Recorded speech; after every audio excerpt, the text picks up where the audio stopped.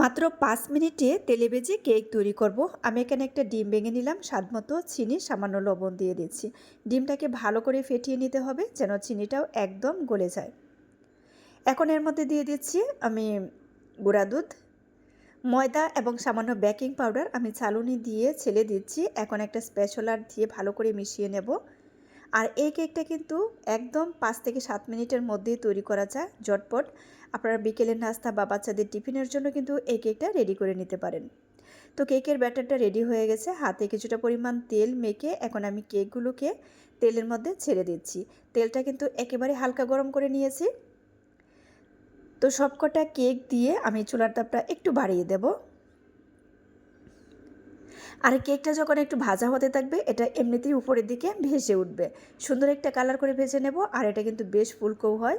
আপনারা খুব সহজে কিন্তু এই রেসিপিটা তৈরি করে নিতে পারবেন। তবে যাদের কাছে সহজ রেসিপি ভালো লাগে পেজ ফলো করে পাশে থেকে সাপোর্ট করবেন প্লিজ। তো রেডি হয়ে গেল তেলে ভেজে কেক। তো সবাইকে অসংখ্য ধন্যবাদ রেসিপি দেখার জন্য। আল্লাহ হাফেজ।